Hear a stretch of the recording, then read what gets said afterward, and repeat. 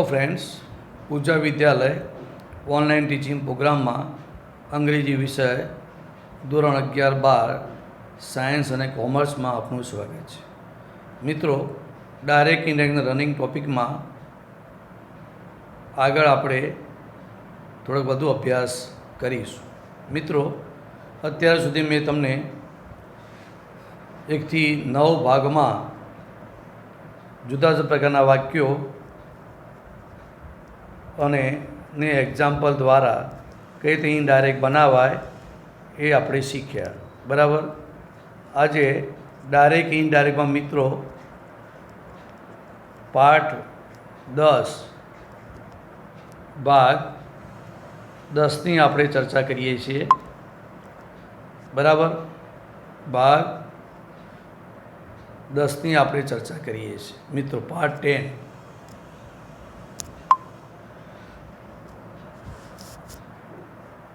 ભાગ number part 10ની આપણે ચર્ચા કરી રહ્યા છીએ. 10મા ભાગ, ડાયરેક્ટ ઇન્ડાયરેક્ટમાં 10મો ભાગ. બરાબર. પાર્ટ 10 એમાં વિશેષ બાબતો, કઈ વિશેષ બાબતોનું આપણે કઈ ધ્યાન રાખવું એની આપણે ચર્ચા કરીએ છીએ. હવે મિત્રો, તમને યાદ છે કે ડાયરેક્ટ ઇનડાયરેક્ટના 1 થી 7 પ્રકારના વાક્યો શીખ્યા પછી આપણે પેરેગ્રાફ પરીક્ષામાં પૂછાય છે. પેરેગ્રાફ બનાવતી વખતે મિત્રો ઘણીવાર કેટલાક શબ્દો અવારનવાર પૂછાય છે. બોલનાર સાંભળનાર સાથે વિશેષ શબ્દો આપેલા હોય. ઘણીવાર ઇન્વર્ટેડ કોમાં 1ના બદલે 2 કે 3 વાક્યો આપેલા હોય. બરાબર. કોઈ અપૂર્ણ વાક્યો, અધૂરા વાક્યો આપેલા હોય. કોઈ શબ્દો, વિશેષ પ્રકારના શબ્દો આપેલા હોય. તો આ બધાનું ઇનડાયરેક્ટ બનાવતી વખતે ઘણી કાળજી રાખવાની હોય છે અને માટે થોડાક વિશેષ બાબતોનો આપણે ખ્યાલ રાખવો જરૂરી છે, જેથી કરીને જે પેરેગ્રાફ છે એનો ઇનડાયરેક્ટ પરફેક્ટ કરી શકાય. વિદ્યાર્થી મિત્રો, પેરેગ્રાફનું ઇનડાયરેક્ટ શીખીએ તે પહેલાં વિશેષ બાબતોનું ધ્યાન રાખીએ તો ઉપરોક્ત 7 પ્રકારના વાક્યોનું ઇનડાયરેક્ટમાં રૂપાંતર કરતા શીખ્યા પછી હવે પેરેગ્રાફનું ઇનડાયરેક્ટ કરતી વખતે જે બાબતોનો ખ્યાલ રાખવાનો છે તેના વિશે વિગતવાર જરા અભ્યાસ કરીએ. બરાબર. સ્કૂલમાં આપણે ક્લાસમાં ભણીએ ત્યારે આપણે જાતે આપણે ચર્ચા કરીએ છીએ. ટીચર બોલે અને તમે સાંભળતા હોય છે ત્યારે બધી બાબતોનો બધે ખ્યાલ આવી જાય છે મિત્રો. પણ ઓનલાઈન ટીચિંગમાં મિત્રો તમને બધું લખીને આપવું પડે છે અને સમજાવી શકાય, તમે સમજી શકો તે માટે. હવે જોઈ લો કઈ કઈ બાબતો. પહેલી વાત છે ટૂંકા પ્રશ્નો, ટૂંકા વાક્યો, તેમજ ટૂંકા જવાબો અને ઇનડાયરેક્ટ વખતે પૂરા વાક્યમાં બનાવીને લખો. ટૂંકા પ્રશ્નો, ઘણીવાર સવાલ આવી જાય. બરાબર. ટૂંકો પ્રશ્ન, વોટ, વેર, પ્રશ્ન વાક્ય પણ એ ખાલી WH શબ્દ જ છે. હવે એનું ઇનડાયરેક્ટ કઈ રીતે બનાવવું, તો એને ઇનડાયરેક્ટ પૂર્ણ વાક્ય રૂપે જ લખવું પડે મિત્રો. બરાબર. ટૂંકા જવાબ, તમને ટૂંકમાં શોર્ટ જવાબ આપી દીધો હોય કે વેર ડુ યુ લીવ, ક્યાં રહો છો, તો કે આપણે અહેમદાબાદ. તો આપણે એ જવાબી વાક્યમાં શીખી લીધું છે કે અપૂર્ણ જવાબને કેવી રીતે પૂર્ણ કરવો. પણ ઘણીવાર ટૂંકા વાક્યો આપેલા હોય. આવું ક્યારે બને કે ખાસ કરીને જ્યારે ટેક્સ્ટનો પેરેગ્રાફ મિત્રો પૂછાય ત્યારે રાઇટર, લેખક એ પોતાની ભાષામાં ટૂંકા શબ્દોમાં બોલનાર સાંભળનાર જોડે વાત કરાવતા હોય છે. એટલે ટેક્સ્ટનો પેરેગ્રાફ હોય ત્યારે ટૂંકા પ્રશ્નો, ટૂંકા વાક્યો, ટૂંકા જવાબો અવારનવાર આપવામાં આવતા હોય છે અને માટે એને પૂરા વાક્યમાં બનાવીને લખવાનું હોય છે. પૂરું વાક્ય એટલે આપણે બોલનાર, રિપોર્ટિંગ વાક્યના પ્રકાર પ્રમાણે સાંભળનાર, પછી સંયોજક કન્જેક્શન આવે અને ત્યાર પછી એનો જવાબ આપણે બનાવીને લખવાનો. આગળ થોડા વધુ એક્ઝામ્પલ દ્વારા આપણે આનો અભ્યાસ કરીશું. બીજી વાત છે મિત્રો, વાક્યમાં આવતા સર કે મેડમ આ શબ્દો અવારનવાર દરેક વાક્યમાં પૂછાય છે. સર કે મેડમ જાતિ પણ બતાવે છે અને માનવાચક શબ્દો બી છે મિત્રો. સર એટલે પુરુષવાચક થાય, મેડમ એટલે સ્ત્રીવાચક થાય. ઘણા બોલનાર સાંભળનારના નામમાં થોડી તકલીફો હોય તો સર કે મેડમ શબ્દના આધારે પુરુષવાચક કે સ્ત્રીવાચક શબ્દથી ખબર પડે છે. તો વાક્યમાં આવતા સર કે મેડમ જેવા માનવાચક શબ્દો જો આપેલ હોય તો ઇનડાયરેક્ટ બનાવતી કે શબ્દો દૂર કરી અને સાંભળનાર પછી તરત જ વિથ રિસ્પેક્ટ અથવા રિસ્પેક્ટફુલી શબ્દ ઉમેરવો. બોલનાર બરાબર, પછી રિપોર્ટિંગ વર્બ જે આવતું હોય તે વાક્યના પ્રકાર પ્રમાણે, એના પછી સાંભળનાર વ્યક્તિ અને સર કે મેડમ શબ્દ જો વાક્યમાં હોય તો એ વાક્યમાંથી દૂર કરીને સાંભળનાર પછી વિથ રિસ્પેક્ટ અથવા તો રિસ્પેક્ટફુલી બેમાંથી એક મૂકવાનું છે. ઘણા મિત્રો વિથે મૂકે છે અને રિસ્પેક્ટફુલી બી મૂકે છે, એવું ડબલ નહીં. વિથ મૂકો તો રિસ્પેક્ટ શબ્દ નાવું ના આવે, અને વિથ ન મૂકવું હોય તો વિથ રિસ્પેક્ટ ન મૂકવું હોય તો રિસ્પેક્ટફુલી એડવર્બ છે, ક્રિયા વિશેષ, એટલે એડવર્બ મૂકી શકો છો. બરાબર. એટલે બોલનાર બધા કે વિધાન વાક્ય હોય તો બોલનાર, ટોલ્ડ, સાંભળનાર અને વિથ રિસ્પેક્ટ અને પછી ધેટ કન્જેક્શન આવે. એટલે સંયોજકની પહેલાં અને સાંભળનારની વચ્ચે વિથ રિસ્પેક્ટ શબ્દ મૂકી દેવો તમારે. બરાબર. પ્રશ્નાર્થ હોય અને સર શબ્દ કીધું હોય તો બોલનાર, આસ્કર, સાંભળનાર, પછી વિથ રિસ્પેક્ટ અને પ્રશ્નાર્થ વાક્ય WH વાળું હોય તો આપેલ WH શબ્દ અને WH વગરનો તો ઇફ મૂકીને પછી એનું ઇનડાયરેક્ટ કરવાનું. એટલે કોઈ પણ પ્રકારના વાક્યમાં સર કે મેડમ શબ્દ આવે તો એના વાક્યના પ્રકાર અને ના નિયમ પ્રમાણે ઇનડાયરેક્ટ બનાવવાનું, પણ સાંભળનાર વ્યક્તિ પછી વિથ રિસ્પેક્ટ અથવા તો રિસ્પેક્ટફુલી શબ્દ ઉમેરીને આપેલ સર કે મેડમ શબ્દ દૂર કરવાનું. ઘણીવાર વાક્યમાં સર આપેલું હોય છે અને વિદ્યાર્થી મિત્રો સર સાંભળનાર તરીકે લે છે. હવે સર સાંભળનાર તરીકે કે મેડમ સાંભળનાર તરીકે ક્યારેય લેવાનું કે સાંભળનાર વ્યક્તિનું નામ આપેલ ન હોય તો. જો બોલનાર સાંભળનાર વ્યક્તિના નામ આપેલા હોય તો સર કે મેડમ શબ્દ બોલનાર કે સાંભળનાર તરીકે લેવાનું નથી મિત્રો, એ હંમેશા દૂર થાય છે. પણ ધારો કે બોલનાર વ્યક્તિનું નામ આપ્યું હોય અને સાંભળનાર વ્યક્તિ સર તરીકે ઉલ્લેખ થયો હોય તો જ તમે સર શબ્દ સાંભળનાર કે બોલનાર તરીકે પસંદ કરી શકો છો. પણ જો નામ આપેલા હોય તો નામ જ લેવાના, અને નામની જગ્યાએ આપણે સર્વનામનો પણ તમે ઉપયોગ કરી શકો છો.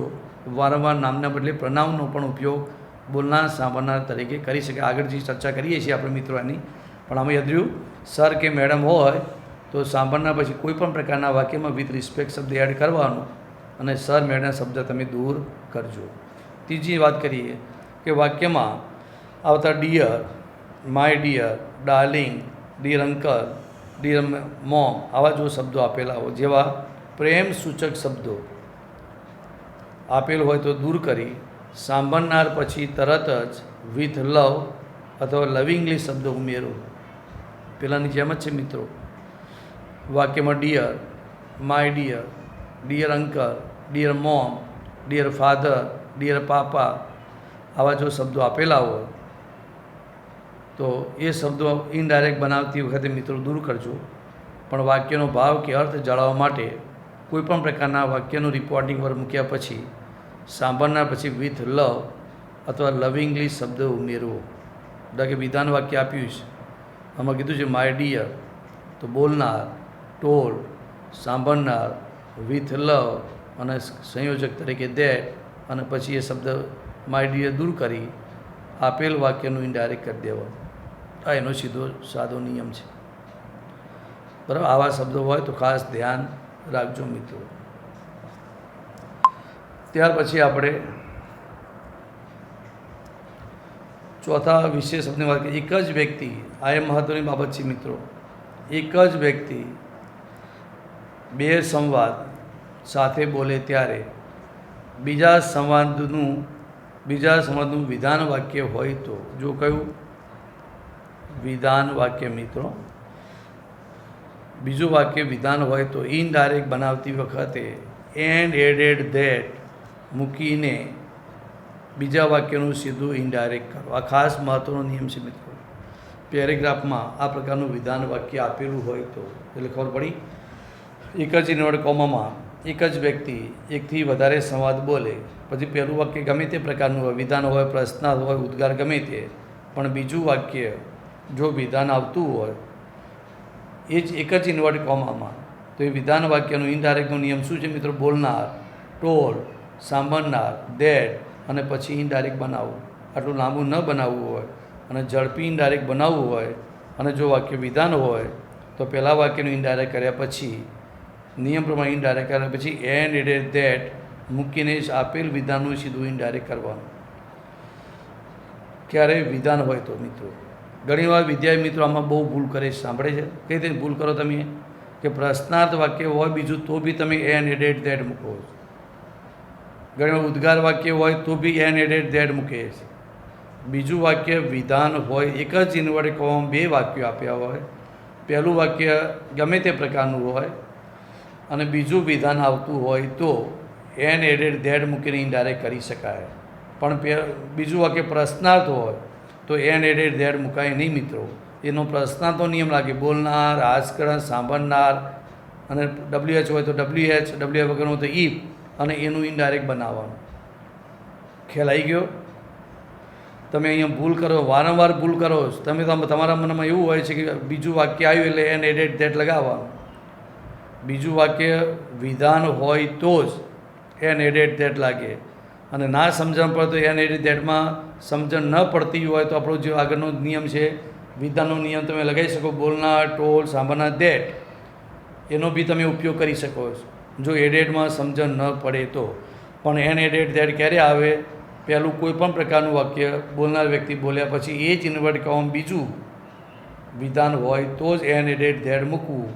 પ્રશ્નાર્થ હોય, ઉદ્ગાર હોય, આજ્ઞાર્થ હોય તો એન્ડ એડેડ ધેટ લાગે નહીં.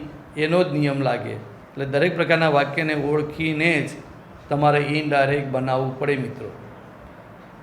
એટલે તમારે ભૂલો આમાં ન થાય એટલા માટે શું કીધું છે? એક જ વ્યક્તિ બે સંવાદ સાથે બોલે ત્યારે, એક જ વ્યક્તિ બે સંવાદ સાથે બોલે, એક જ ઇન્વર્ટેડ કોમામાં બે વાક્યો હોય તો જ તમારા વિધાન વાક્ય ચોખ્ખું લખ્યું છે બીજા સંવાદનું વિધાન વાક્ય હોય ત્યારે જ એન્ડ એડેડ ધેટ બનાવીને મૂકવું. પ્રશ્નાર્થ, ઉદ્ગાર, આજ્ઞાર્થ હોય તો નહીં. ખ્યાલ આવ્યો? ત્યાર પછી પાંચમાની વાત કરી મિત્રો.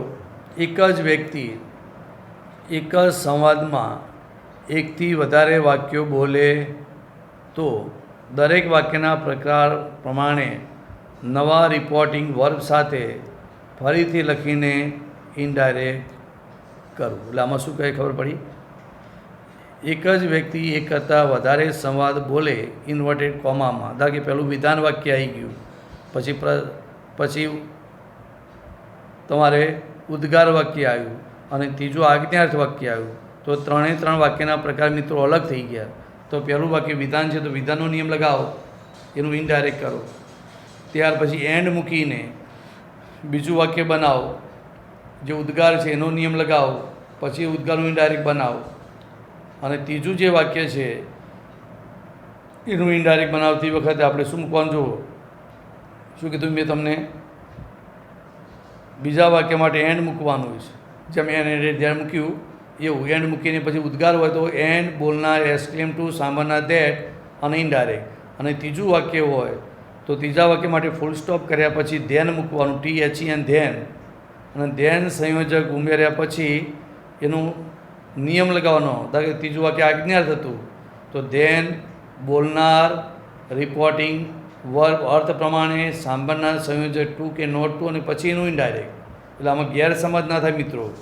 શું કીધું મેં? એક જ ઇન્વર્ટેડ કોમામાં એક કરતાં વધુ વાક્યો, ધારો કે 3 વાક્યો આપ્યા છે તો પહેલું વિધાનનું ઇનડાયરેક્ટ બનાવ્યું, પછી એન્ડ મૂક્યું, પછી બીજું વાક્ય જે હતું એનું નિયમ લગાવો, પછી એનું ઇનડાયરેક્ટ બનાવો, પછી ફૂલ સ્ટોપ. 2 વાક્યો જ એન્ડ વડે જોડી શકાય. એન્ડ કરીને 10 વાક્યો જોડી શકાય નહીં મિત્રો. અને ત્રીજું વાક્ય ગમે તે પ્રકારનું હોય, ધ્યાન મૂક્યા પછી એનો નિયમ લગાવો અને એ નિયમ પ્રમાણેનું ઇનડાયરેક્ટ કરો. એટલે યાદ રહ્યું? એક જ ઇન્વર્ટેડ કોમામાં 2 વાક્યો હોય તો એન્ડથી જોડી શકાય, ત્રીજું વાક્ય હોય તો ધ્યાન મૂકીને પછી ત્રીજા વાક્યનું ઇનડાયરેક્ટ કરવું. એટલે 3 વાક્યનું ઇનડાયરેક્ટ રિપોર્ટિંગ દરેકના અલગ આવે તો વાક્યના પ્રકાર પ્રમાણે. બરાબર? હવે ત્યાર પછી છઠ્ઠો નિયમ છે મિત્રો. એક જ વ્યક્તિના 2 સંવાદ કોઈપણ સંયોજનથી જોડાયેલા હોય ત્યારે સળંગ સંવાદ સમજીને ઇનડાયરેક્ટ કરવું. આ સમજી લો. એક જ વ્યક્તિ 2 સંવાદ કોઈપણ સંયોજનથી જોડતા કે વાક્ય આપેલું છે અને એક જ વ્યક્તિ બોલનાર છે અને એ વાક્ય કોઈ સંયોજકથી એન્ડ વડે, બટ વડે, બીકોઝ વડે, સો વડે જો વાક્ય સળંગ જોડાયેલું હોય, વેન વડે, વાઇલ વડે, તો એ વાક્ય સળંગ સમજીને તમારે ઇનડાયરેક્ટ કરવાનું. એ વાક્યના બે ભાગ કરવાના નથી મિત્રો. પણ જો ફૂલ સ્ટોપ આવતું હોય અને વાક્ય બદલાતું હોય તો એ તમારે બીજું વાક્ય સમજવાનું. એટલે એક જ વ્યક્તિ બોલેલું વાક્ય લેન્ધી હોય, ઇફ વડે, બટ વડે, બીકોઝ વડે, ધો વડે, એન્ડ વડે, બરાબર, એવા કોઈ પણ સંયોજકથી જોડાયેલું હોય તો સળંગ સંવાદ સમજીને ઇનડાયરેક્ટ કરવું. પરંતુ સંવાદની બરાબર આ યાદ રાખો, એ કન્જેક્શન આપણે દૂર કરવાનું નથી. પરંતુ અહીં બહુ મહત્ત્વની વાત છે મિત્રો, સમજી લો. પરંતુ સંવાદની શરૂઆતમાં પણ વાક્યની શરૂઆતમાં તમને ખાલી એન્ડ આપ્યું હોય, બટ આપ્યું હોય, સો આપ્યું હોય, બીકોઝ આપ્યું હોય, ઓ, આ, પ્લીઝ, કાઇન્ડલી જેવા શબ્દો હોય તો તે દૂર કરવા અને પછી એ વાક્યનું ઇનડાયરેક્ટ બનાવવું. આમાં ભૂલ ના થાય મિત્રો. વાક્યની શરૂઆતમાં ધારો કે એન્ડ આપ્યું છે અથવા બટ આપ્યું છે, બરાબર, અને પછી વાક્ય તમને આપ્યું છે, તો વાક્યની શરૂઆતમાં એન્ડ કે બટ કે બીકોઝ હોય તો કાઢી નાખવાનું. એ આપણે કંઈ રાખવાની જરૂર નથી. પણ એન્ડ, બટ કે બીકોઝ બે વાક્યને જોડતું હોય તો એ દૂર કરવાનું નથી. એ સળંગ વાક્ય સમજીને ઇનડાયરેક્ટ બનાવવાનું. પણ સંવાદની શરૂઆતમાં ઇન્વર્ટેડ કોમામાં પેલું એન્ડ, બટ કે બીકોઝ એકલું આપેલું હોય અને પછી એક જ વાક્ય આપેલું હોય તો એન્ડ, બટ કે બીકોઝ જેવા, ઓ, આ જેવા, પ્લીઝ, કાઇન્ડલી જેવા શબ્દો તમારે ફરજિયાત દૂર કરીને પછી એ વાક્યનું ઇનડાયરેક્ટ બનાવવું. આપણે એક્ઝામ્પલ વખતે તમને આ બધું સમજાવીશું કે ભાઈ આ નિયમ આપણે, આ વિશેષ નિયમો મિત્રો, આ નાની નાની વાતો છે, પણ નાની નાની વાતોને પણ આપણે મગજમાં રાખવાની છે ઇનડાયરેક્ટ બનાવતી વખતે, જેથી કરીને કોઈ ભૂલ થાય નહીં મિત્રો. અને એટલા માટે હું તમને સમજાવું છું. ત્યાર પછી 7મો નિયમ મિત્રો,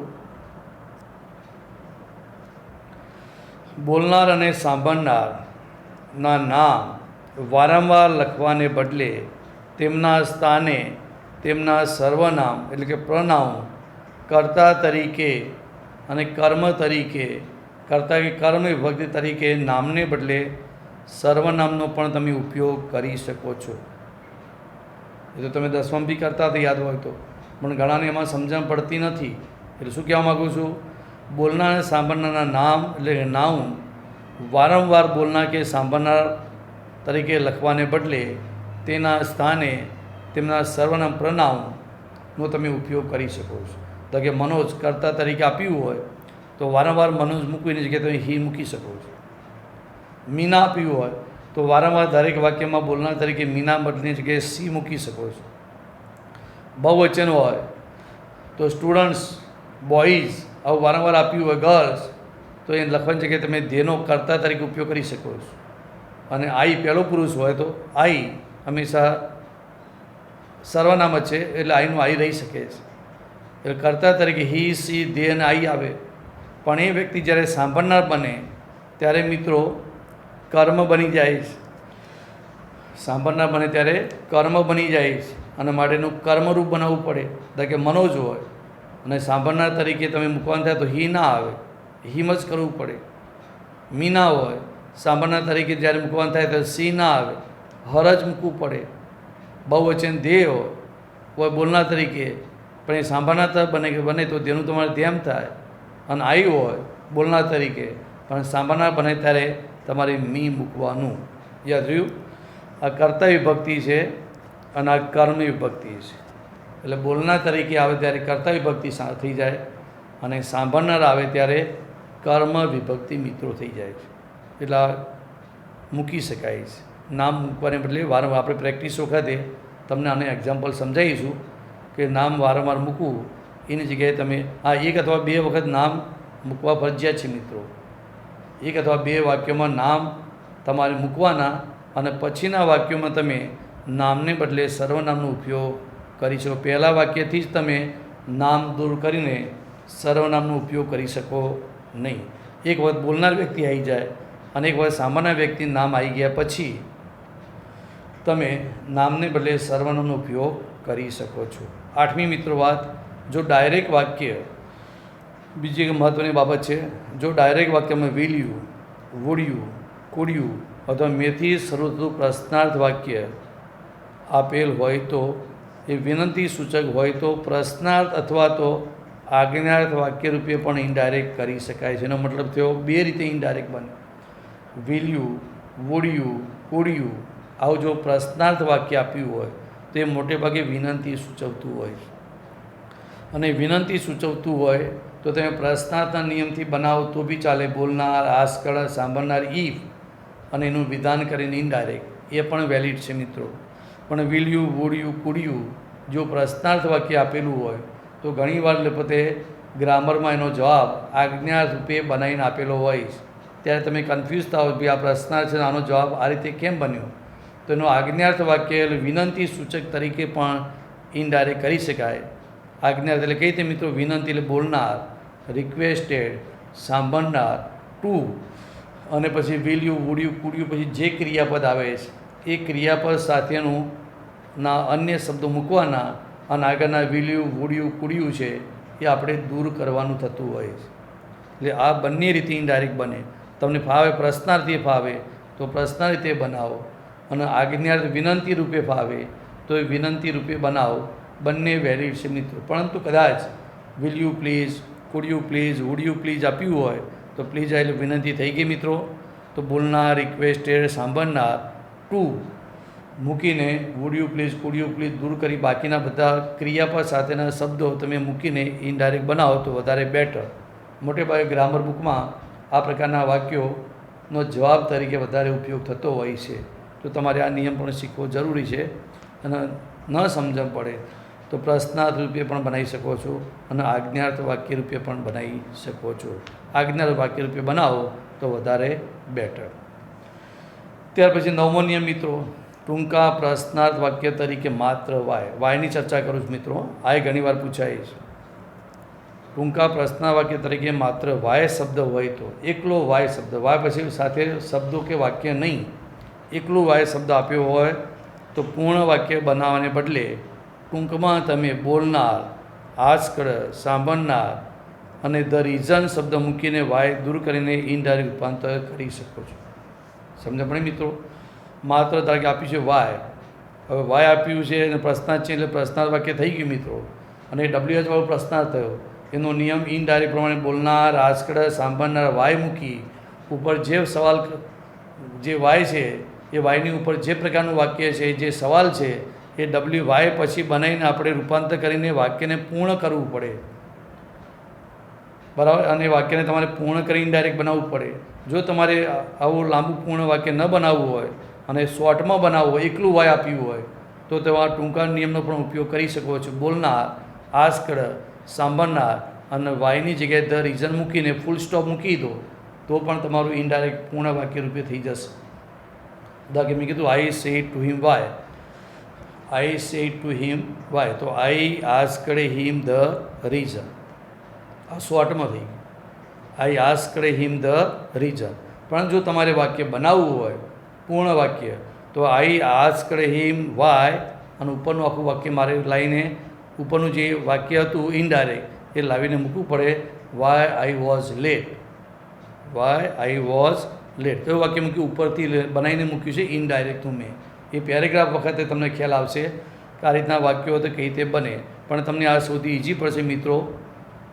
ખાલી વાય શબ્દ આપ્યો હોય પ્રશ્નાર્થ રૂપે તો ટૂંકમાં બનાવવું હોય તો બોલનાર, આસ્કડ, સાંભળનાર અને ધ રીઝન શબ્દ મૂકી દો અને વાયને દૂર કરો અને ફૂલ સ્ટોપ મૂકો એટલે તમારું વાક્ય પૂરું થઈ ગયું.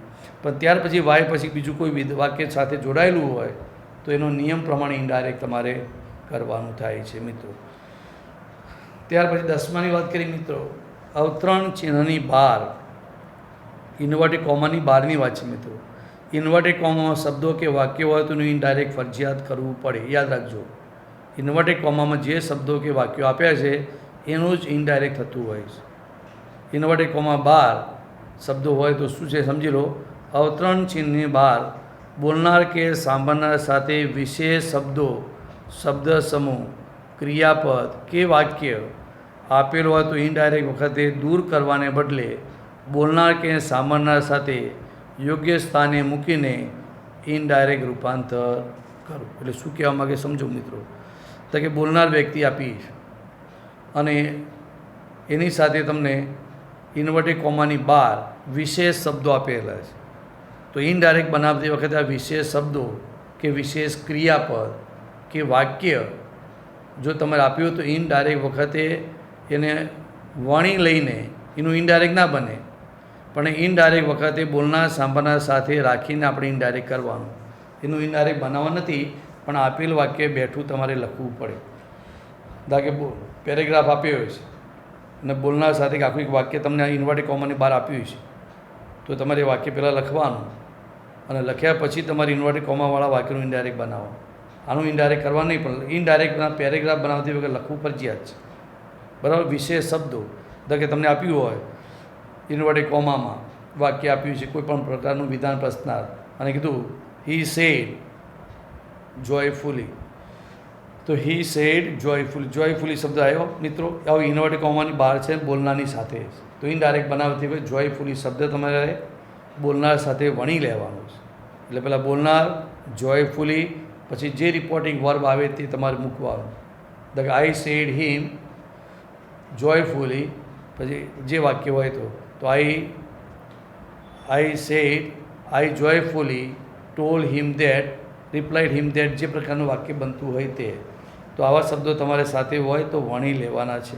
ધ આપ્યું હોય I looking at the gate said to him, હવે I looking at the gate said to him આવું આપ્યું છે. તો લુકિંગ એટ ધ ગેટ એ શબ્દ છે મિત્રો, ફ્રેઝ છે, શબ્દ સમૂહ. બરાબર. તો ઇનડાયરેક્ટ બનાવતી વખતે તમારે આ શબ્દો મૂકવાના મિત્રો. એ બોલનારની પહેલાં તમે મૂકી શકો છો. Looking at the gate, I told, I replied, I ask, જે પ્રકારનું બીજું વાક્ય હોય પ્રમાણે ઇનડાયરેક્ટ બનાવવાનું. અથવા તો બોલનારની પછી તમે મૂકી શકો છો, અથવા બોલનારની પહેલાં looking at the gate I, અથવા I looking at the gate told him that replied him that. આ રીતે તમારે બોલનાર કે સાંભળનાર સાથે મૂકવાનું. તો કે સાંભળનાર પછી જ આપેલું હોય કે આઈ said to him in the office, પછી વાક્ય આપેલું છે તો ઇન ધ ઓફિસ શબ્દ આપ્યો છે સાંભળનારની પછી. તો ઇનડાયરેક્ટ બનાવતી વખતે ઇન્વર્ટેડ કોમાની બહાર ઇન ધ ઓફિસ શબ્દ છે, તો ઇનડાયરેક્ટ બનાવતી વણી લેવાનું. કે ધારો કે વિધાન વાક્ય છે તો આઈ told him in the office that. એટલે આ પ્રકારના બોલનાર કે સાંભળનાર સાથેના વિશેષ શબ્દો મિત્રો આપેલા હોય તો તમારે યોગ્ય સ્થાને બોલનાર કે સાંભળનાર સાથે મૂકવાના છે, એને દૂર કરવાના નથી. યાદ રહ્યું? એ આપણે એક્ઝામ્પલ વખતે વિશેષ શબ્દો મિત્રો શીખીશું, એની આપણે ચર્ચા કરીએ છીએ. બરાબર.